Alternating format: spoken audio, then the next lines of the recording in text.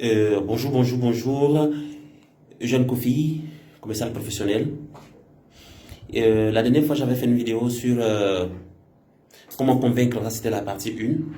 Aujourd'hui, ce sera la partie 2, et ainsi de suite. La dernière fois, c'était encore plus des explications qui portaient sur l'attitude, la mentalité, le mindset, afin de pouvoir convaincre une personne qu'on va rencontrer. Aujourd'hui, on sera encore plus scientifique. C'est la base du commercial. Pour convaincre une personne, il faut déjà comprendre le besoin de la personne. Pour convaincre une personne, il faut déjà comprendre le besoin de la personne. Tu vas trouver un monsieur, tu ne sais même pas son besoin, tu veux le convaincre sur un produit. Dans le milieu commercial, comme vous le savez, il faut lui faire une très bonne découverte. Et une fois que la découverte est bien faite, tu peux catégoriser la personne. Tu peux savoir exactement quel genre de personne il est. Tu peux savoir quel est son besoin réel. Tu peux proposer maintenant un produit qui viendra répondre à son besoin.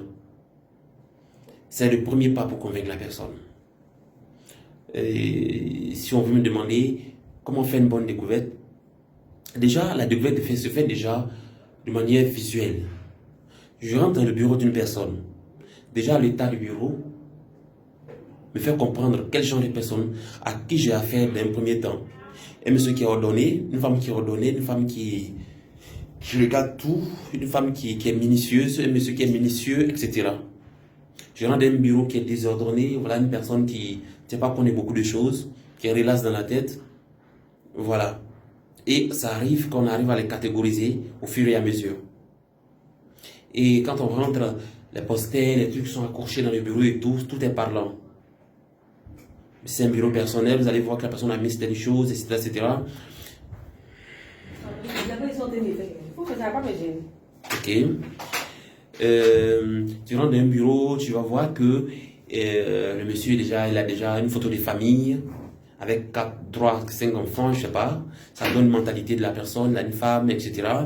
Ça te permet d'avoir une idée globale, de plus vague de la personne. Maintenant, dans le déroulé, on fera très simple. Tu vas lui poser des questions, on appelle toujours les questions ouvertes. Et ça vient toujours des questions ouvertes.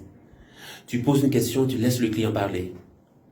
Le client parlant, comme j'aime le dire à mes protégés, à mes commerciaux, je leur dis, bah écoutez, quand le client parle, il fait ça. Il ouvre ses côtes. Et là, il vous donne la possibilité d'y frapper. Tranquillement. Lorsque le client parle, il se dévoile. Lorsque tu poses des questions ouvertes à un client, il se dévoile. Comment vous utilisez, je sais pas, je prends le cas d'un stylo par exemple. Comment vous approvisionnez un stylo et comment vous les utilisez? Le monsieur va dire, ben écoutez, je prends mes stylos à Abidjan, je prends mon stylo ici, etc., etc.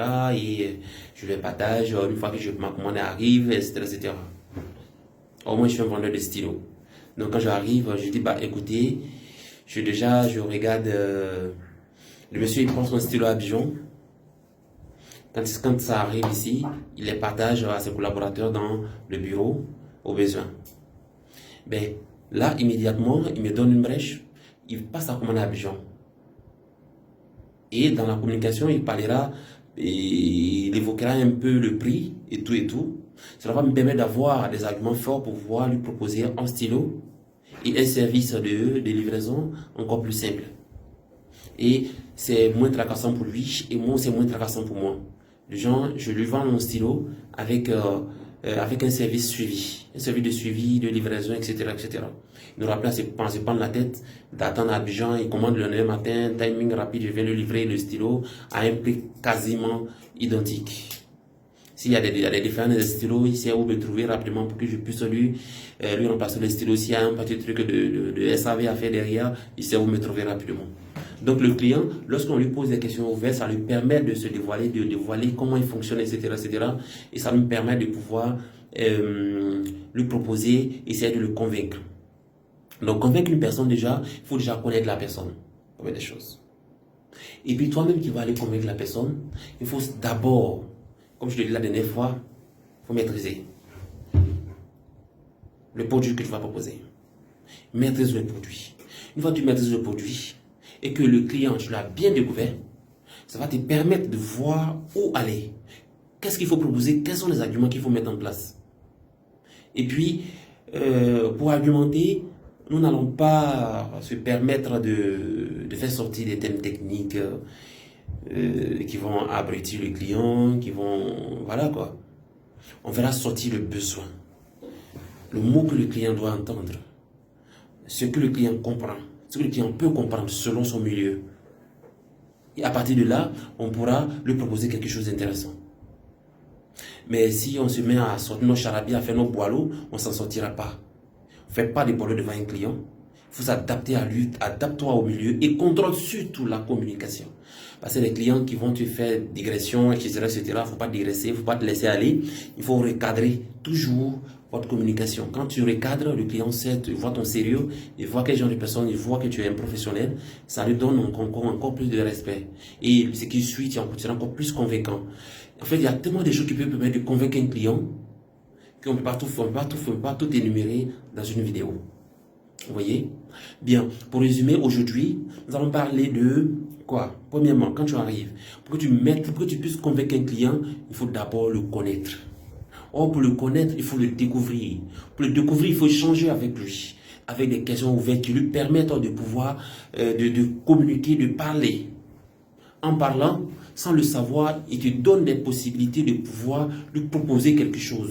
C'est-à-dire, il te dit son mal pour que toi, derrière, tu puisses combler ce mal-là avec ton produit en faisant sortir les caractéristiques qui remplissent les conditions, qui guérissent le mal qu'il t'a proposé. Et surtout, il faut connaître ton produit.